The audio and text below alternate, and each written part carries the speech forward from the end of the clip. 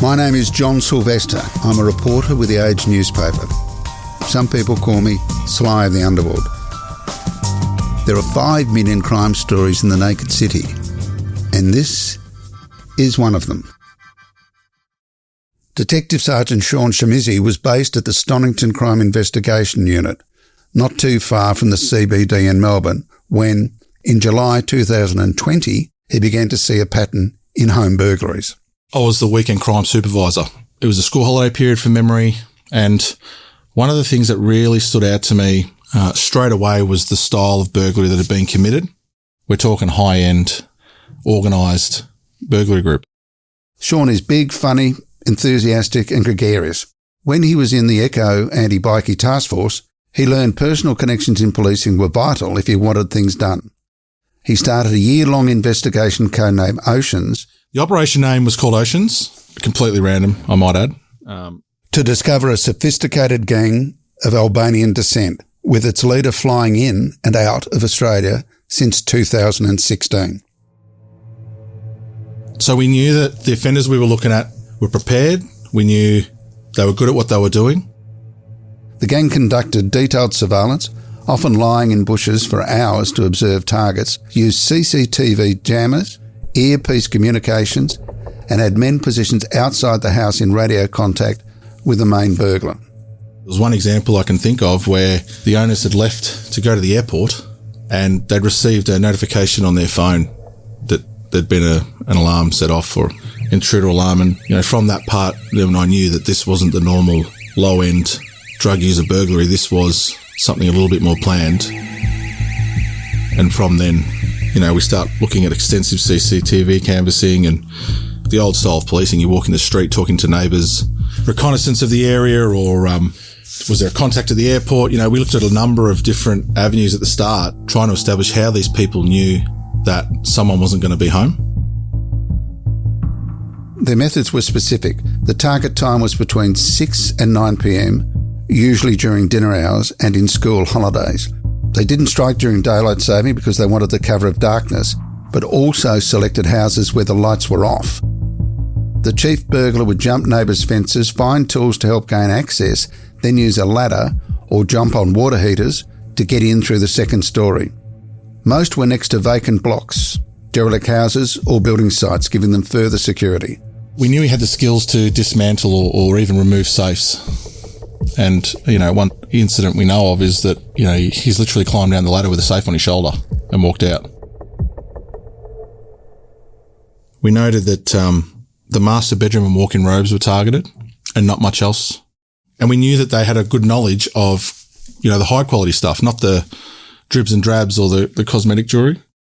Some of the burglaries were in excess of $600,000-$700,000 in value. That was one burglary. There was other burglaries that were almost close to $1 million in terms of jewellery, because they're family heirlooms and those things are, invaluable to the family. But you also got to understand this is an affluent area of the Melbourne that he's targeting. So, some of the certain, artefacts that were stolen, I can't remember exactly, but there was, things like from the Inca Temple, for example. Local burglars were dealt with by local detectives, and it took time to see the pattern.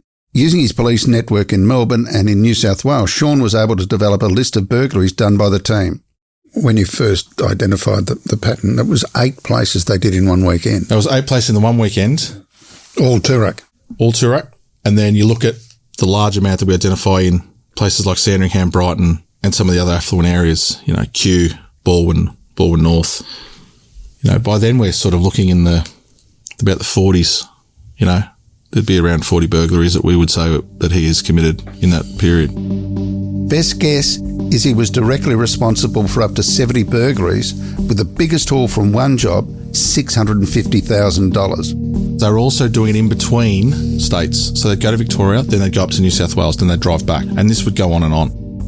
It follows an international pattern by Irish, Albanian and Colombian gangs. Fly in, hit an area, then move interstate before police see the pattern. Fly out before they join the dots. Rinse and repeat. So these fly-in, fly-out international groups, there were Colombians, probably with a military background, who were hitting diamond brokers.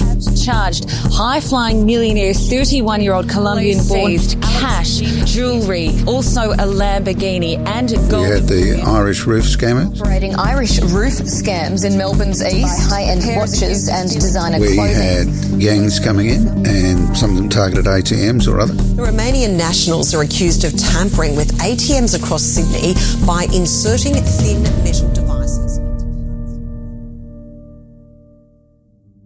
You know, it wasn't until we got the audio of them talking inside, and, you know, that audio is very short, but, you know, they're in there for long enough, but somebody alerts someone on the outside that someone's coming or that the police are on their way or something, and they're out of there. But once we figured out the language, it then gives us a bit more of, well, what can we drill down from here? The main burglar had a Northern Albanian accent, possibly from the Kosovo area, and it was Leudis Valiusidis. His social media profile showed him to be a middle-aged tourist posing with Australian wildlife on ocean beaches and at well-known spots of interest. In reality, he was setting up an alibi. He was an international crook and one of the best at his craft. We knew that his sole purpose on coming to Australia was just to commit burglaries. It wasn't to go sightseeing and take photos of cockatoos and put this story out there that he's just a farmer visiting Australia. Later, they would find he had already been jailed in Iceland for 6 months for similar offences. So I think you've actually done some work on some of the Northern Albanians. Is that right? I remember Chopper Reed saying, forget about the mafia, never screw the Albanians. He said that when he got out of prison in Tassie, he came back and the Albanians picked him up and took him somewhere where they shot a goat and put it on the spit. He said it was the worst piece of meat he'd ever tasted, but he was not going to tell him that. And I went to Chopper's wedding, and for some reason there was Albanian folk music, but there was also a bottle of whiskey on every table. So having enjoyed both, I decided I was probably naturally gifted at Albanian folk dancing. So I took to the dance floor with a number of other men, all who happened to be of Albanian descent. And we were arm in arm, and the bloke next to me had these alarming gold shoes, like boots. And he was clearly the boss. So I danced, tried to keep up with him. And it was a murder some weeks later, and I rang Mark on the off chance that he might be able to assist me. I said, do you know what happened there? And he said, I wouldn't have a clue, but the bloke you were dancing with probably did. So that's the Albanians. So they're prodigious. They're crime gangs, ruthless and world famous. So if this bloke was Albanian and he was flying in and flying out, he knew his business. Yeah, and look, they had a plan. It was to come out here. It was to commit as many high-end burglaries as possible, ship it all overseas, then go straight back.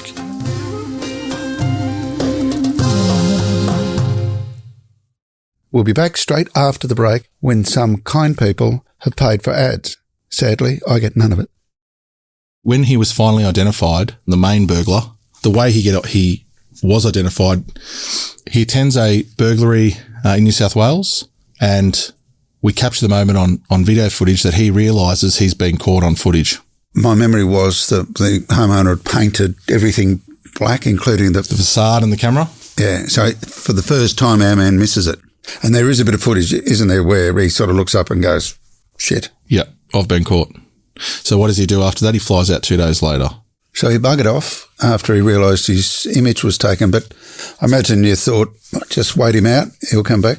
So, you know, we fast forward to 2023, and I remember getting a notification from one of the detectives at Burundara that we believe he's come back. So we know that he's come in, and we know this time he's coming with an associate, a guy called Paulius Jazinis. His role as part of this crew was simply just to drive Leudis around and to communicate with him on the radio and take notes. So we're able to identify where he's staying. So at a rental property? Yeah, he's using Airbnbs. Quite a dynamic arrest, as you can imagine. You know, I think initially it was said that when the guys went in to arrest him, they both tried to flee out the back door. And, you know, once they got the place secured, we then realised, you know, there was radio earpieces lined up in the lounge room, and there was packaging everywhere, and, you know, some stuff had already been sent overseas, we could tell clearly. But going through all that property, we then realised that there's some receipts for a shipping container. When they made the final arrest, there was a twist. and a race against the clock to grab the loot that was already aboard an ocean-going freighter. So the following day, we make further inquiries and we identify that there's 40 kilograms of apparently toys and some other perishables on this ship bound for Lithuania. That's when we sort of realised that we need to get our hands on this, and it was about wanting to know the truth, getting to the bottom of it as an investigator. And that shipping container I knew it'd have to have something in it. I take it, as with any investigation, it's not going to be the top container that you can just open up and go, hello. I wish it was that easy. No, this particular one was 44 deep and inside the hull. What were they saying if you delayed the ship? There would have been a significant penalty, financial cost to Victoria Police. It was in the probably hundreds of thousands, I think, from memory. So time literally is money. Yeah, and look, we knew that we had probably 12 hours until that ship was locked down, ready to go.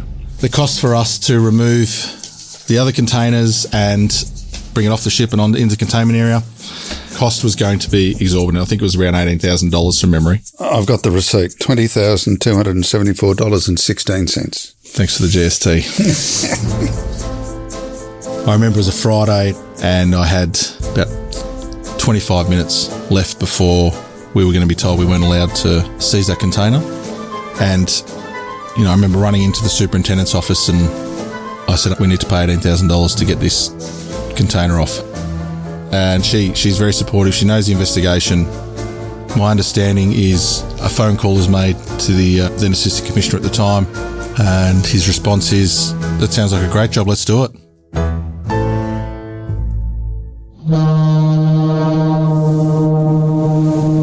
So it's Friday the 14th of July, 2023. The time is 6:16 p.m. Sean Shabizi is my name. Detective Acting Senior Sergeant attached to Stonington CIU. We're here at the Swanson East Dock in West Melbourne, or East Swanson Dock, sorry, with shipping container. We've got 4 boxes that have been seized, which has been taken off a ship for us with the assistance of Australian Border Force. Essentially what we're going to do now is open up the shipping container, we'll do some overalls, and then we're going to suspend. So you got it in the boxes, 80 kilos of what was in there? Yeah, so the amount of jewellery and designer bags and there was some other designer clothing and luxury watches. Yeah, some of those watches are, as you know, they're worth heaps. All up, we estimated it to be about $2 million initially, and I can tell you that was a very modest estimate. And there were bottles of Grange found? Yeah, there was some, how much is a bottle of Grange worth? Depends on the vintage, but don't know if I'd be having it with Albanian goat, that's for sure. There's some very high-end bottles of alcohol found, I believe. Because it is the burglar's Bitcoin, is designer bags. Because when you're up on a plane, if you're carrying a Gucci bag, that's cool. Whereas if you're carrying 25,000 in cash, that's not. And this is the other thing, whenever he left the country, he never had anything on him. He never had a baggage. He never carried anything. So we knew, and inside some of those boxes was also things like gloves, batteries, radio earpieces. So it wasn't just the goods he was forwarding back to, it was also his kit. Yeah. And it was destined for an address in Lithuania, I believe, and was about to go through 3 other countries beforehand. Yeah. So if it had left, we would have lost it, I have no doubt. What's your best guesstimate of the amount that he actually did burgle? Because if you got gear conservatively worth $2 million, there was a hell of a lot more that he'd already sent back. Millions. My answer is millions. And both received convictions, and I think there's, through negotiation, there's some charges that dropped and but they're deported back to their country. And is that the last of them? Well, I would hope so. I hope we sent a message, because no one had identified him from 2016 to 2023. And I think, that was probably the big success of that investigation, was that we were able to understand him, we were able to identify him, we were able to solve a number of burglaries. We recovered property belonging to a number of victims, not all. Yeah, overall, it was a very good job.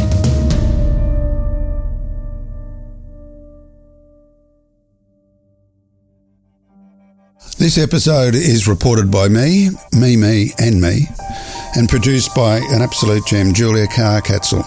Mixing by the ever-reliable Cormac Lally. What will we do without him? Tammy Mills is a jet and is also executive producer of Podcast. Special thanks to Lisa Muxworthy and Tom McKendrick. I'm John Silvester. Thanks for listening and come back soon. I certainly will.